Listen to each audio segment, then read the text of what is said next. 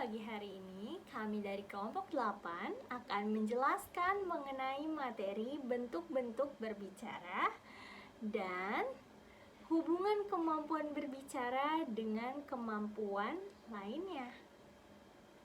Materi ini disusun oleh saya, Septi Maharani, Desi Ulanugraha, Kasina Fitri, Desi Sucisiami, dan Junita Putriani Sirait. Menurut Henry Guntur Tarigan, beliau mengemukakan bahwa berbicara adalah kemampuan mengucapkan bunyi-bunyi artikulasi atau kata-kata untuk mengekspresikan, menyatakan, serta menyampaikan pikiran, gagasan, dan perasaan.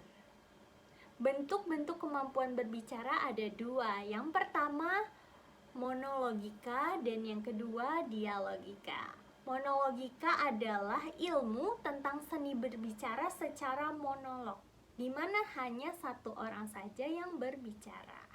Contohnya seperti berpidato, ceramah. Dialogika yaitu ilmu tentang seni berbicara secara dialog di mana dua orang atau lebih. Contohnya seperti diskusi, percakapan antara guru dengan murid, dan lain sebagainya. Tahukah kamu apa hubungan kemampuan berbicara dengan kemampuan lain? Untuk itu, mari simak penjelasan dari Junita Sirait. Terima kasih. Selamat mendengarkan. Baik, saya Junita Putriani Sirait dengan NPM 2020-2150-0575 akan melanjutkan materi yang disampaikan oleh Septi Maharani, yaitu hubungan antara keterampilan berbicara dengan keterampilan menyimak. Keterampilan menyimak merupakan dasar untuk belajar bahasa, sedangkan keterampilan berbicara perlu menggunakan bahasa. Jadi dapat disimpulkan bahwa keterampilan menyimak pasti didapatkan terlebih dahulu daripada keterampilan berbicara. Terima kasih. Perkenalkan, nama saya Kasina Fitri, NPM 2020-2150-0481. Di sini saya akan melanjutkan materi yang disampaikan oleh Junita.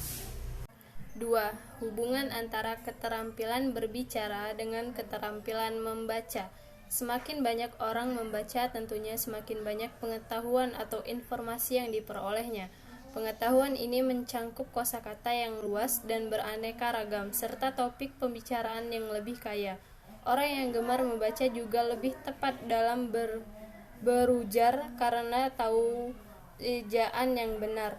Membaca juga meningkatkan keterampilan berpikir logis, analitis, dan sistematis. Orang yang berbicara membaca tentunya akan lebih tepat dan runtut dalam berbicara, yang digunakan lebih terstruktur sehingga lebih mudah dipahami oleh pendengar. Kegiatan membaca sangat penting untuk mengembangkan keterampilan. Iya, terima kasih Kasina.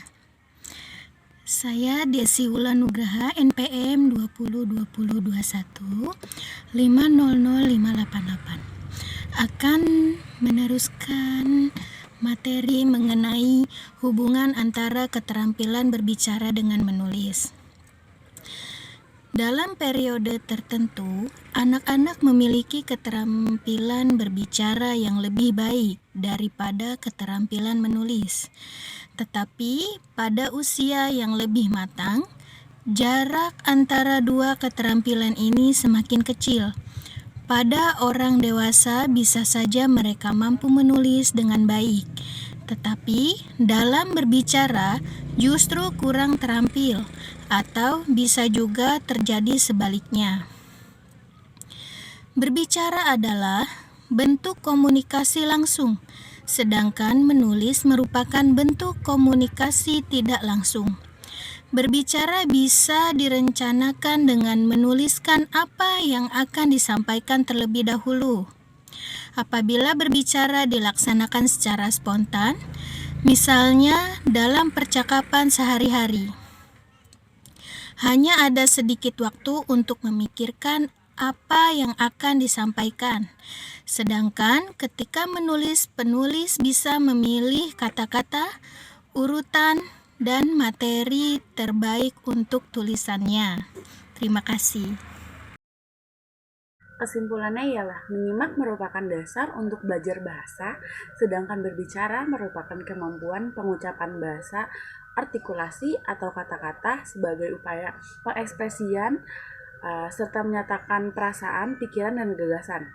Jadi dapat disimpulkan bahwa keterampilan menyimak pasti didapat terlebih dahulu daripada keterampilan berbicara, sedangkan menulis merupakan keterampilan ekspresif atau produktif yang menggunakan aksara atau bahasa tertentu.